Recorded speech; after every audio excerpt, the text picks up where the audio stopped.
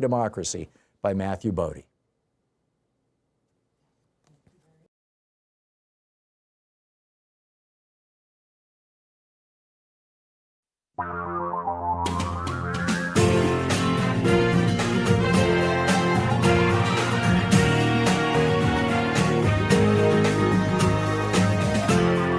This is the Thom Hartmann Program. Welcome back to Anything Goes Weekend. Donald Trump his State Department told the Associated Press yesterday that they are reviewing all 55 million foreign visa holders in the United States for potential, quote, revocation or deportable violations of immigration rule. I didn't realize there were 55 million people in the United States who are not citizens. That's pretty mind-boggling. Out of 340 million of us, 55 million are not citizen people with green cards, people who have other kinds of visas. It says the department said it was looking for indicators of ineligibility, including visa overstays, criminal activity, threats to public safety, engaging in any form of terrorist activity, and here's the kicker, or providing support to a terrorist organization. That would be what? Black Lives Matter, Antifa, Gaza, the Palestinians. Sure enough, they've already revoked 300 visas over, quote, support for terrorism. In every case, they were people who were critical of the Netanyahu regime. 4,000 people have lost their visas recently as a result of this. Oh, and they've revoked over 6,000 student visas. Again, the vast majority of them because these are people who objected to Trump supporting Netanyahu's policies. This is crazy. This, it's just whatever happened to free speech? It's in the First Amendment. I mean, this is just supposed to be at the foundation of America. And these are the people who've been Republicans for years and years yelling and screaming about how, we need free speech and, you can't censor people. This is just wild. Meanwhile, the Pentagon is asking civilians to join a volunteer force to aid ICE. Remember the Sturm Abteilung? I forget the German word. Not the SS, but the SA, the stormtroopers. They started out as basically the Proud Boys. They started out as a white supremacy, pro-nationalist group, all volunteer group, who were supportive of Hitler, and during his rallies and things when he was running for chancellor, they would travel around with him and they would provide security and they would beat up people on his behalf. And then they got kind of absorbed into the army. And I mean, there's a whole long drama around that and Ernst Röhm and all this stuff. But this reminds me of that. This is from The Guardian by Joseph Gideon and Kira Lerner. The Defense Department has posted a job listing requesting volunteers for civilian federal employees to apply to join a, quote, volunteer force supporting ICE operations. Selected employees were reportedly offered critical support to ICE and the Border Patrol as they, quote, fulfill the president's intent to assure a safe and orderly immigration system.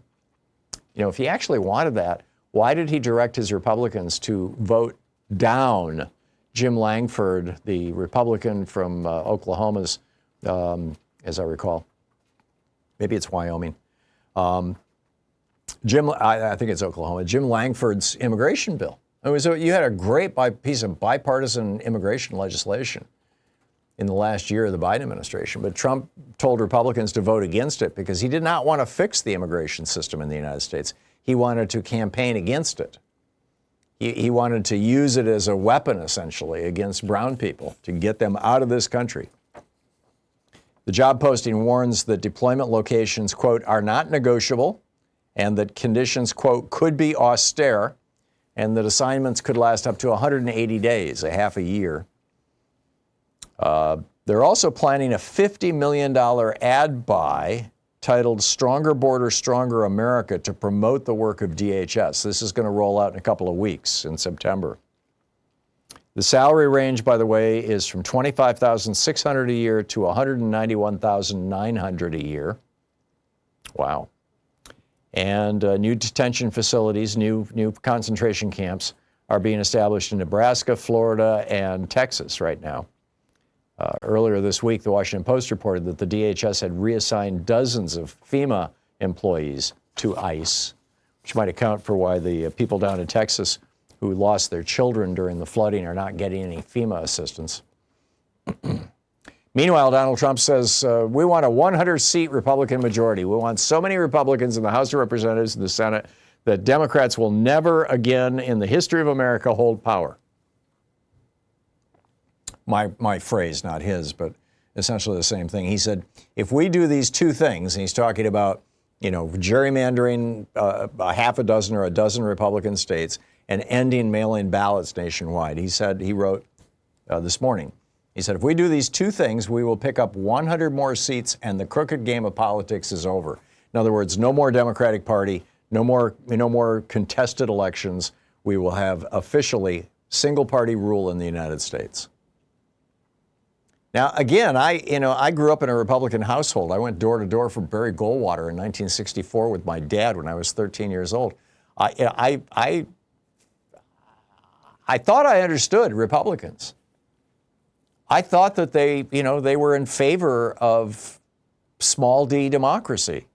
I realize that they don't want us to have, a national health care system. They don't want us to have quality public education. They think it's a fine thing that people go into debt to go to college. They hate unions. They don't like, regulations that protect us from pollution from fossil fuel facilities and from tailpipe emissions. I get all that stuff, and I disagree with them on all that stuff. But I always thought that at the foundation, they certainly gave lip service. I mean, it's certainly what I experienced in the 1950s and 60s, going with my dad to Republican events, was that the GOP, generally speaking, Republicans, conservatives more generally, still, held to this idea that the government should not intrude into your private life, that we should not have selective prosecutions, that when Nixon tried to do that, Barry Goldwater turned against him. Barry Goldwater was the guy that I went door to door for in '64. He was the guy who walked over to the White House and told Richard Nixon, you got to leave. It was Barry friggin' Goldwater. There was a time in the United States when Republicans actually acted with honor and integrity. They actually believed in the rules. I mean, Richard Nixon was the guy who signed legislation creating the Environmental Protection Agency in the first place. Trump saying, Texas never lets us down. This was on his Nazi-infested social media site. And then he says, Florida, Indiana, and others are looking to do the same thing. And sure enough, they are. And as we talked with David Dayen earlier in the week, if they do, it may be a real mess. So keep an eye on all this stuff. There's just this wild effort to basically, end democracy in the United States, to have politicians pick their voters rather than having voters pick their politicians. This is just so wrong. It's 14 minutes past the hour. I'll pick up your calls after the break. Do you think I have Trump derangement syndrome? Stick around. We'll be right back.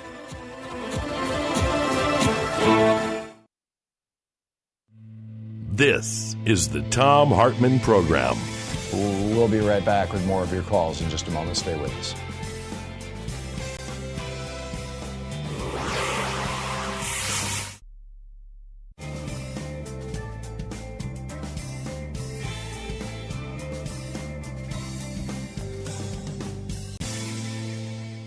And welcome back.